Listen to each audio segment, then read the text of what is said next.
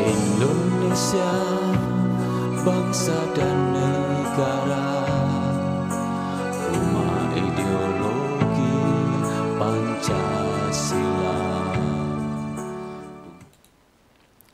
Bismillahirrahmanirrahim. Pemirsa tercinta yang dirahmati Allah Tuhan Yang Maha Esa, bersua kembali di kanal Hikmatologi. Monolog sederhana mengajak diri kita masing-masing berpikir kian melembut, cerdas, dewasakan hati nurani. Berdasar kitab suci agama kepercayaan yang kita yakini, ketika hidup sebagai bangsa bernegara niscaya menjunjung tinggi nilai Pancasila yang kita akui. Pemirsa, mari kita sejenak mencerahkan diri kita masing-masing, khususnya umat Islam, pertalian dengan ibadah mahdo kita, ibadah khusus kita yang teristimewa, yang tertinggi, puncak peribadatan yang tidak bisa ditinggalkan, pertalian langsung dengan keimanan, yakni adalah sholat. Mengapa kita seusia ini masih berusaha untuk belajar sholat? Bagi kami, pandangan kami, boleh jadi pandangan ini salah menurut Anda, tidak mengapa, tetapi kami menganggap bahwa sholat satu-satunya ritual sakral sekaligus fenomenal dalam makna bahwa kesakralannya itu karena memang dituntun ada rukun, fardu, dan sunnah, di mana sebagai seorang mukminin mukminat, ketiganya tidak bisa dilalaikan begitu saja. Bahkan seseorang yang sudah mencapai kenikmatan sholat, maka antara ketiganya sudah menjadi satu kesatuan tunggal yang utuh, sehingga tidak lagi dipilah-pilah antara ketiga hal tersebut. Dengan tidak dipilah, maka seorang hamba ketika bersujud di waktu pagi, siang maupun malam, maka rasa nikmat ada pada jiwa sekaligus raga dan terimplementasi, terwujud di dalam sikap, perilaku, perbuatan, baik pertalian dengan sesama manusia tanpa sekat agama dan yang lainnya, maupun yang pertalian dengan lingkungan. Jadi kalau kita bicara di sini tadi, 7 hal ini yang ada di dalam hikmatologi, keimanan kita kokoh. Karena ketika kita menjalankan sholat, itu sangat yakin kita berjumpa dengan Allah secara khusus. Sekaligus sangat yakin bahwa kita memberikan salam, assalamu alayna wa ala ibadillahi sholihin. Assalamualaikum ya ayuhan nabiyyu, maksud saya. Kita berjumpa dengan Rasulullah Muhammad sallallahu alaihi wasallam dalam makna imanial yang terijawantah dalam semangat atau spiritualitas kita melakukan pendakian atau Mi'rajus Sholihin dalam terminologi Imam Ghazali. Kitabnya juga diberikan judul seperti itu. Nah, kemudian secara intelektual kita harus niscaya mengembangkan bahwa ketika ibadah sholat, maka terutama bagi saudara-saudara kita yang hafal Al-Quran, maka sangat dimungkinkan dalam rentang sholat antara fardu dan sunnah beberapa hari menghatamkan Al-Quran. Makna terdalamnya secara intelektual akan mendapatkan dasar-dasar dari pengembangan ilmu pengetahuan, yakni adalah diantaranya kita bisa dengan sholat sehat jiwa raga kita. Apakah ini asumsi ataukah ini aksioma? Jika kita menilik dari kitab-kitab hadis, diantaranya karya dari Imam Ahmad bin Hanbal dan Ibnu Majah, maka kita akan mendapati salah satu pesan Rasulullah Muhammad SAW, yakni adalah qum fasoli fa inna fi sholati sifa. Tegakkanlah sholat, karena di dalam sholat itu ada asyifa. Asyifa ketika kami sebagai praktisi at-tibum nabawi, prophetic medicine atau kedokteran ala Nabi sejak tahun 1972, maka makin hari semakin ada pengayaan dari pengalaman kita untuk menegakkan sholat. Jadi secara spiritual, jadi kalau secara imanial, secara imanial kita berusaha untuk menumbuh kembangkan keimanan, keyakinan kita kepada Allah Tuhan yang Maha Rahman, termasuk pada utusan-utusannya, dan kewajiban kita mengimani rukun Islam itu, rukun iman itu. Kemudian kita mengelana secara spiritual tanpa sekat.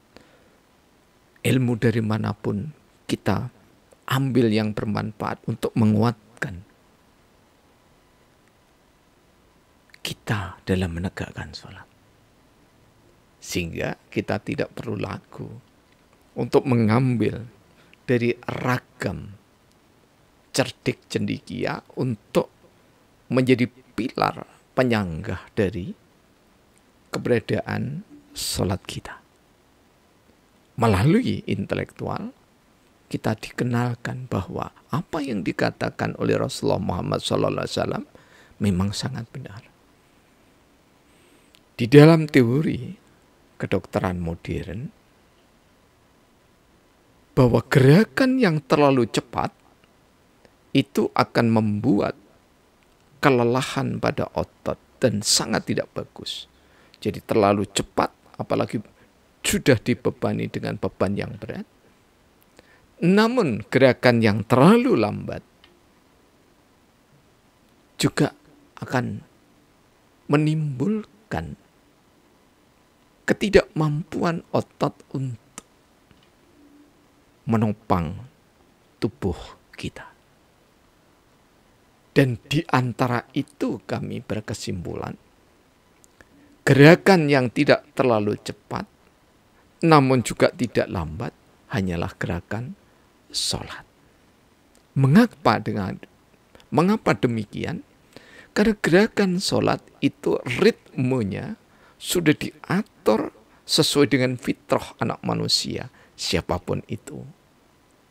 Tentu saja kita berbicara dalam kewajaran. Sehingga kita tidak perlu gagap dan terheran-heran ketika ada bagaimana menyehatkan persendian, seluruh sendi-sendi kita. Karena pada saat rukuk, sendi jari jemari kita ini, termasuk jari kaki, semuanya sudah digerakkan sesuai dengan kodrat dari bentuk jemari kita, tangan dan kaki. Dan salah satunya, secara fungsional, kita tidak akan terkena, tentu saja makan minumnya dijaga, dengan penyakit yang bertalian dengan persendian. Rematik sendi contohnya, yang banyak menghinggapi manusia seputar 40, 50, 60 tahun ke atas. Bagaimana caranya supaya sendi-sendi ini ketika kita rukuk dapat memperoleh hasil yang optimal? Ingat, bukan maksimal ya, optimal. Ketika rukuk sesuai dengan bentuk tubuh kita, kalau tulang belakang itu membentuk seperti pelana kuda dan sudutnya itu adalah 90 derajat. Tidak mendongak tapi juga tidak terlalu menunduk. Maka akan diperoleh nikmat di mana sendi, jemari, tangan dan kaki fungsional, juga sekaligus untuk mencegah kanker yang bertalian dengan kelenjar kita.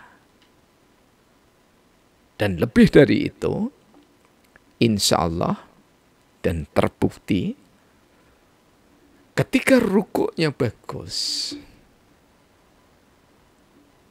maka seseorang akan mendapati dirinya mampu lebih konsentrasi, lebih khusyuk. Apa hanya di dalam sholat? Tidak. Jika betul-betul terpelihara rukuknya itu, maka ketika di luar sholat, prosesi rukuk itu akan membekas dan terwujud dalam bentuk sikap, perilaku, perbuatan kita. Apa yang kita bicarakan ini bukan teori. Namun ketika dirasa teori, maka itu adalah keniscayaan ketika kita mengembangkan dari sisi intelektual. Karena dengan pengembangan dari sisi intelektual, maka segalanya terukur. Pada saat rukuk betul-betul bagus, maka jari kaki kita mulai dari ibu jari dan seterusnya, maka akan memberikan penetrasi atau titik tekan pada sistem saraf pusat kita. Jadi kalau digambarkan seperti ini. Jadi jempol kita, ibu jari kita itu persis di tengah sini. Mana ya kedua-duanya? Berangsur-angsur seperti ini. Jadi kalau kita ukur secara sederhana, ya, bisa saudara-saudara melacaknya di dalam teori-teori refleksiologi ataupun akupuntur, ya. Maka otak tengah itu bertalian dengan ibu jari kita, sampai dengan kelingking kita itu bertalian dengan otak yang paling pinggir. Jadi pada saat gerakan rukuknya bagus, kami masih membatasi pada rukuk, maka setidaknya kurang lebih 360 macam penyakit dapat dihalau, dapat dicegah. Kemudian timbul pertanyaan, buktinya masih ada orang yang rajin sholat sakit,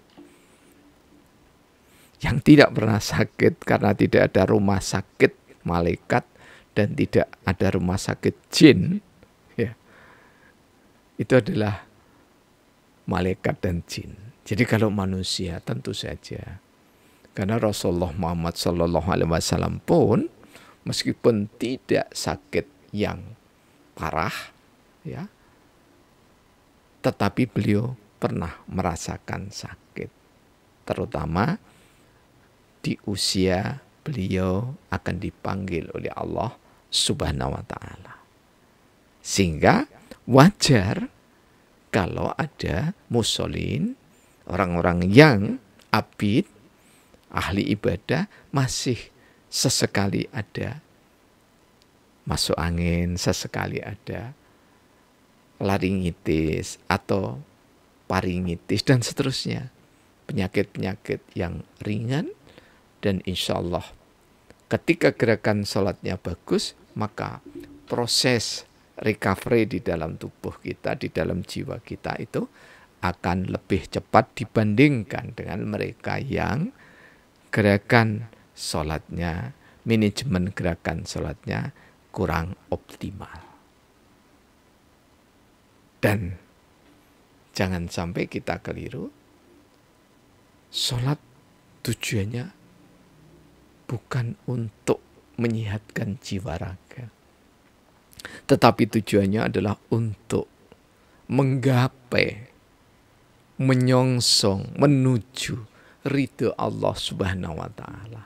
Sedangkan sehat jiwa raga itu adalah impact atau dampak yang kita peroleh dari pula istiqomah kita menegakkan sholat sesuai dengan tuntunan Rasulullah Muhammad SAW melalui para ulama kita. Artinya ulama kita itu yang kita kenali, yang dekat terutama dengan lingkungan kita, sehingga kita bisa menikmati indahnya gerakan sholat. Karena jiwa raga sehat. Terima kasih, semoga ada manfaatnya untuk jiwa raga kita. Alhamdulillahirabbil alamin.